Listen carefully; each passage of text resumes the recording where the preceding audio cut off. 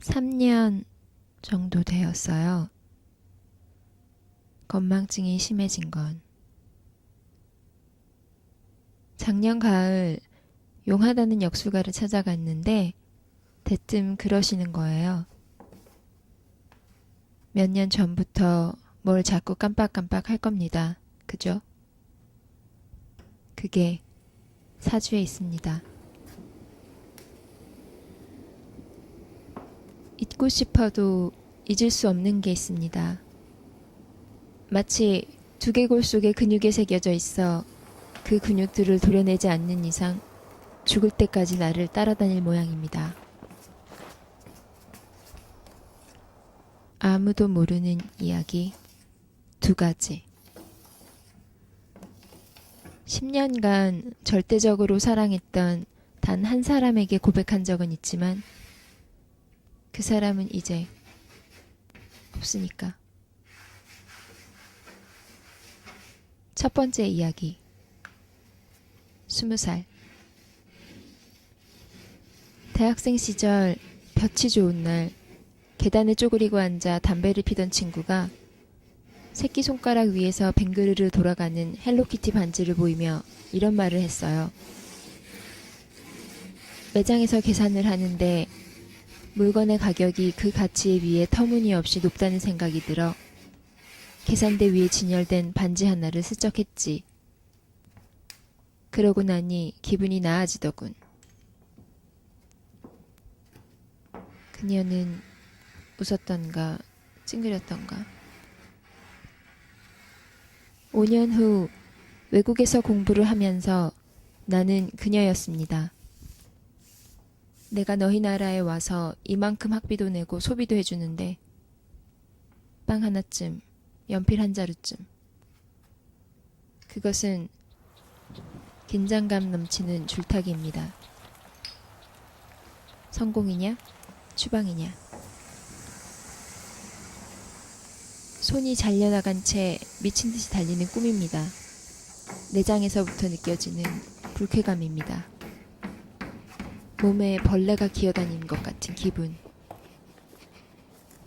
내 뒤에 사람이 서 있는 것 같은 느낌이 들어 획 하고 뒤를 돌아봅니다.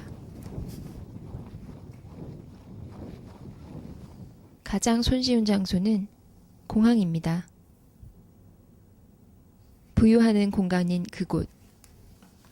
시간이란 단지 시계의 바늘이 가리키는 것일 뿐인 그곳. 모두가 둥둥 떠 있습니다. 아무도 나를 보지 않아요. 머리가 깨지도록 아플 땐 눈을 감습니다. 고요한 어둠 속에 움직이는 것이 보입니다. 안구 뒤편에 심연인가요? 나는 상하, 좌우, 전후를 한꺼번에 감각할 수 있습니다. 나의 몸은 무한해서 형태가 없습니다. 내가 지금 만지는 이 공간이 나를 둘러싸고 있는 것인지, 내가 공간을 감싸고 있는 것인지. 얼핏 그림자로 가득한 곳 같지만 그곳에는 빛이 있습니다. 이름 붙일 수 없는 색들로 가득합니다. 공간과 시간이 상실된 영역. 이 공기, 이 고요. 익숙합니다. 하지만 달랐어요. 나의 존재감을 더 강하게 느낀달까요? 공간의 특징이 너무 강해서 그에 눌리고 싶지 않은 이상한 갈등 같은 것. 그러다가 어느 순간 뒤통수에 구멍 2개가 뻥 하고 뚫려버리는 느낌이 들어요. 나는 눈을 뜹니다. 보이는 것들은 매우 실망스럽습니다. 시야의 한계는 나를 두리번거리게 합니다. 하지만 눈을 뜨지 않으면 그 세계에 갇혀버리고 말 것을 알기에 천천히 눈꺼풀의 근육을 위로 당겨 올립니다. 눈을 뜨고 있어도 꿈처럼 보이는 것들이 있습니다. 중학교 시절 자주 상상했던 장면이에요. 나는 아름다운 성인 여성입니다. 나는 늘 벌거벗고 있어요. 나의 몸은 탱탱하고 촉촉합니다. 이곳은 매우 덥고 습한 열대 밀림 속 어둡고 눅눅한 나무벽 틈으로 살아있는 것들의 소리와 냄새만이 간간히 새어 들어올 뿐. 그가 자물쇠를 따고 들어옵니다. 날씨에 어울리지 않는 베이지색 점퍼, 그의 잘 정돈된 뒷머리와 단단한 어깨, 어두운 방 안쪽 캐노피가 드리워진 침대 옆에 매끈한 뒷모습을 보이며 거울 앞에 선 내가 보입니다. 나는 갇혀있고 행복하지 않지만 사랑받고 있어요. 12살이 되었습니다. 할머니 댁 안방에 모여 앉아 떡을 먹으며 텔레비전을 보고 있었습니다. 인신매매를 당해 수년간 창녀로 몸을 팔다가 극적으로 탈출한 여자의 실화를 바탕으로 한 설날 특집 방송이었는데, 부스스하게 볶은 머리에 쪼그리고 앉아 공포에 질린 얼굴을 한 여자의 얼굴이 잊혀지지가 않아요. 나는 문을 박차고 뛰어나갑니다. 숲을 가르며 빠르게 전진 또 전진. 내 손, 그것은 앞발입니다. 나는 다리가 4개입니다. 헉헉대는 내 숨소리가 들려요. 나는 친구들에게 이야기를 합니다. 꿈을 꾸었지. 아름다운 인간이 되는 끔찍한 꿈을 꾸었어. 어린 시절부터 줄곧 꾸는 꿈이 있습니다. 지하실의 퀴퀴한 냄새를 잊을 수가 없어요.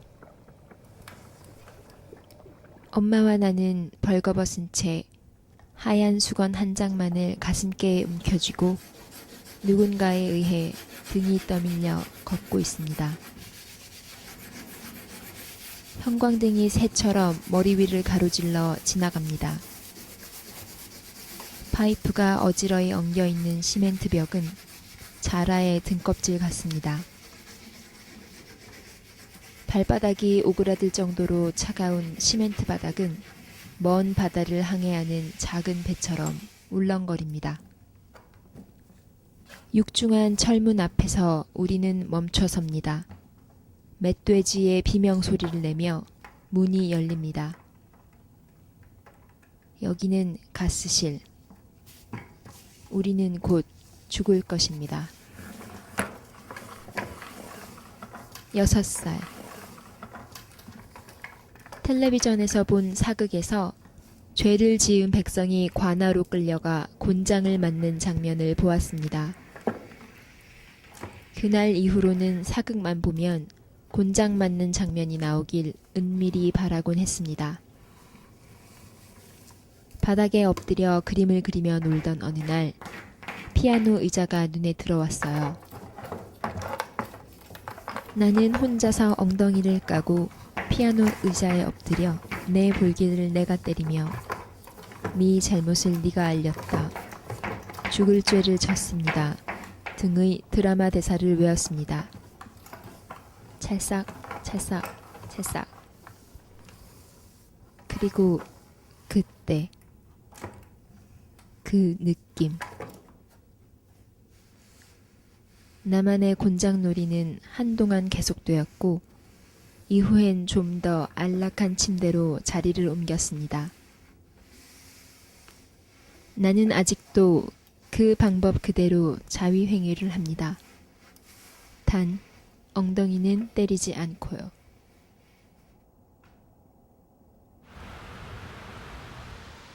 M과 J는 나와 따로 만났을 땐 교묘한 언술로 서로의 험담을 했습니다.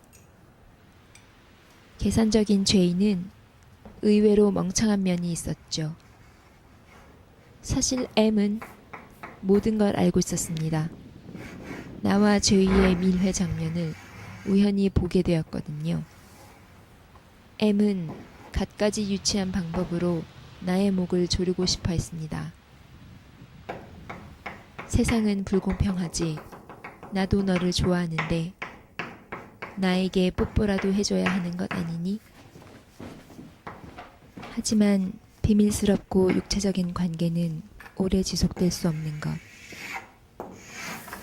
나는 무대 위에서 연기하는 배우처럼 살아가는 죄의의 거짓된 모습이 역겨웠습니다.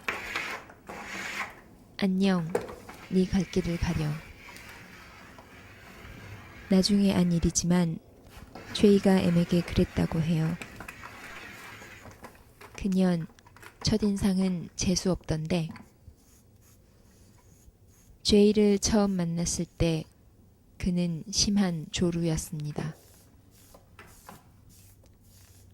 남성의 조루와는 반대로 여성에게 나타나는 성적 장애 가운데 성적 결벽이라는 것이 있습니다. 나의 경우 1997년 연인과의 자연스러운 신체 접촉이 부자연스러워지는 것에서 시작.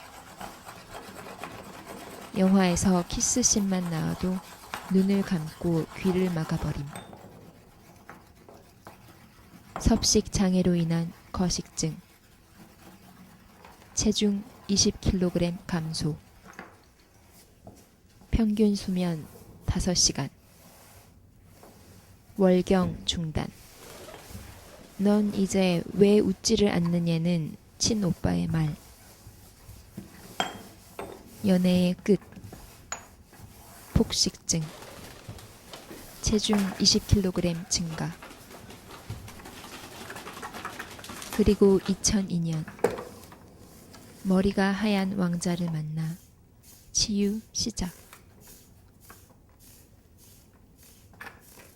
어릴 적 누가 나에게 꿈을 물어보면 나는 눈을 반짝이며 소망했습니다.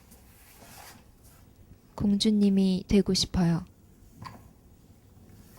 나는 허리가 잘록하고 엉덩이가 풍성한 드레스가 좋았습니다.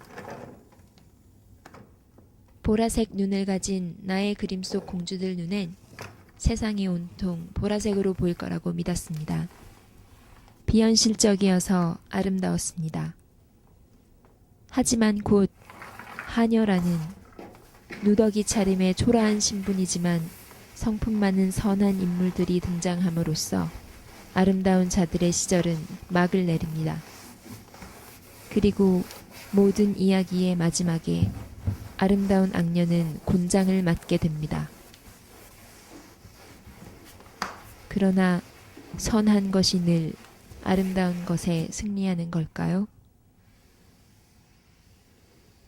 스스로 이야기를 지어낼 수 있게 되었을 때부터 지금까지 불현듯 찾아와 나의 혀뿌리를 자극하는 언어가 있습니다.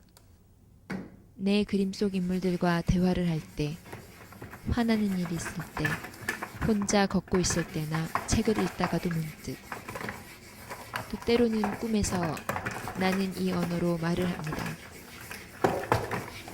그런데 이 언어는 내 안에서 울리는 소리일 뿐, 종이 위에 기호로서 표현하거나 혀와 공기의 진동으로는 전달할 수 없는 성질의 것입니다.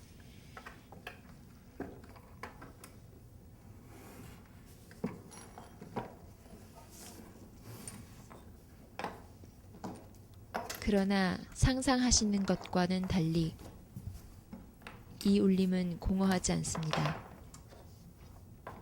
나는 외롭지 않아요.